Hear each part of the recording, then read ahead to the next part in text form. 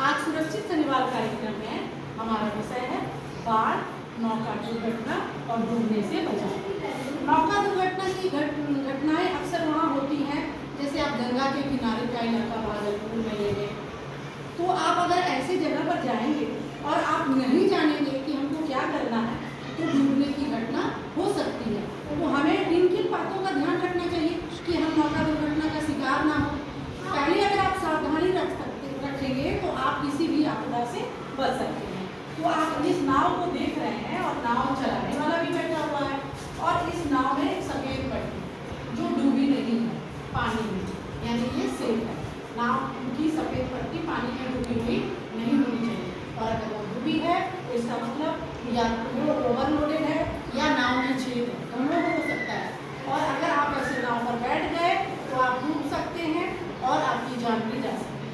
दूसरा चीज कि कभी भी बच्चों को अकेले यात्रा नहीं करनी चाहिए, किनारे पे नहीं बैठना चाहिए, शांति से बैठना चाहिए, हिलडोल नहीं करना चाहिए, नहीं तो नाव हिल सकता है। उसके बाद जिस नाव पर जानवर लगा हो उस नाव की यात्रा नहीं करनी चाहिए। जानवर आपके और मेरे जैसा सोच नहीं सकता है कि डूब जाएंगे क्या होगा, वो हिलडोल करेंगे या उछल सकते हैं, टूट सकते हैं, कोई भी घटना घट सकती है। तो इसके लिए नाव पर जहाँ पे जानवर लगा हो उसकी यात्रा बिल्कुल नहीं करनी चाहिए। रात के समय, यानी अभी दिन दिख रहा है यहाँ पे, तो दिन के समय हम नाव की यात्रा कर सकते हैं, रात के समय बिल्कुल नहीं करना चाहिए, क्योंकि सड़क पर तो स्ट्रीट लाइट होता है या फिर गाड़ी में भी लाइट होता है, लेकिन नाव में ऐसी कोई व्यवस्था नहीं होती है, और ना ही नदी के बीच में कहीं लाइट की व्यवस्था होती है, और ऐसा संभव भी नहीं है। तो हमको रात के समय यात्रा नहीं करना चाहिए। दूसरा कि अगर हम नाव पे चढ़ते हैं तो लाइफ जैकेट होना चाहिए, ताकि अगर ऐसी कोई घटना होती है तो हम डूबे कम से कम, हम किनारे पे चले जाएं। उसके बाद नाव पे गोताखोर होना चाहिए जो बचाता है आदमी। उसके बाद अगर लाइफ जैकेट नहीं है तो गांव में हम लोग अक्सर तैरने सीखते हैं डब्बा बांध के, तो कोशिश करें कि हम ऐसा डब्बा साथ में रख लें, तब जाए तो हम डूबेंगे। उसके बाद नाव ऐसा नहीं है कि हम इससे डर जाएं और सवारी करेंगे नहीं, बस हम सावधानी रखें। नाव का पंजीकृत होना बहुत जरूरी है, नाव पुराना या टूटा फूटा नहीं होना चाहिए। उसके बाद दूसरा चीज है डूबने से बचाव। अक्सर लोग जब गहराई का आपको पता नहीं हो तो आपको वहाँ तैरने नहीं जाना चाहिए, चाहे आप तैरने जानते हैं अथवा नहीं जानते हैं। अगर आप वहाँ जाएंगे तो आप डूब सकते हैं, और अगर कोई व्यक्ति डूब रहा है और ऐसे व्यक्ति को आप बचाते हैं डायरेक्ट, हमको तैरने आता है तो हम उतर जाते हैं देवंती को बचाने के लिए, नहीं, ऐसा नहीं। क्योंकि जो डूबने वाला व्यक्ति होता है वो सिर्फ बचना चाहता है, उस समय उसके दिमाग में कुछ नहीं चलता है, तो वो आपको साथ में लेके डूब सकता है। तो क्या करेंगे, हम उसको बचाएंगे जरूर, लेकिन किसी रस्सी या किसी इस तरह के सहारे, और अपने आप को सुरक्षित करते हुए। देखिए ये आदमी कमर में रस्सी बांध लिया है, उस रस्सी को पेट में बांधा हुआ है, और फिर एक आदमी यहाँ इसको पकड़ा हुआ है और तब इसको बचा रहा है। तो ऐसे में वो भी सुरक्षित रहेगा और ये भी सुरक्षित रहेगा। दूसरा चीज, किसी भी बाढ़ वाले इलाके में आप जा रहे हैं इस बरसात के समय में, तो आपके पास बाढ़ किट होना चाहिए, जिसमें आपका सभी जरूरी सामान होना चाहिए।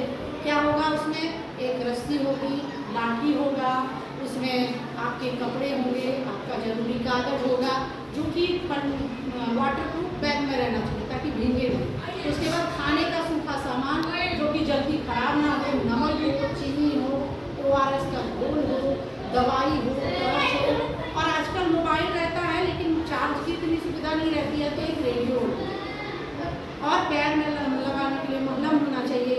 उसके बाद आप पानी वाले इलाके में रहते हैं तो आपको राफ्ट बनाने की भी जानकारी होनी चाहिए, जो कि बोतल की सहायता से या नारियल की सहायता से या थर्मोकोल की सहायता से हम राफ्ट बनाना सीख सकते हैं। सिर्फ खाली बोतल जो आप स्प्राइट या कोल्ड ड्रिंक का इतना बड़ा बड़ा बोतल देखते हैं, उसको अगर 5-6 बोतल बांध लेते हैं तो हम उससे भी नहीं डूबेंगे। राफ्ट बनाने का भी तरीका बताएंगे हम आपको।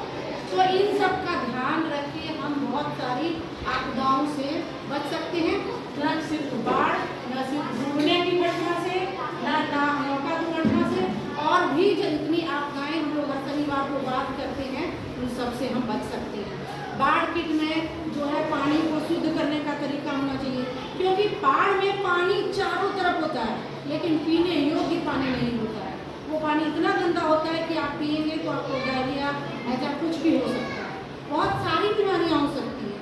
और ज़्यादातर पानी के कारण ही पेट से संबंधित जितनी बीमारियाँ होती हैं वो सब पानी की वजह से होती हैं। तो क्या करेंगे उस टाइम? हैलोजन की गोली रखेंगे या ब्लीचिंग पाउडर रखेंगे, या फिर आप फिटकरी भी रख सकते हैं। गाड़ी बनाने के सामान में पापा के उसमें फिटकरी होता है, उसको आप पानी में घुमाएंगे तो वो पानी साफ हो जाएगा। या फिर अगर आपके पास गर्म करने या पानी को उबालने की सुविधा है तो सबसे बेस्ट है पानी को उबालिए, ठंडा कीजिए और वही पानी।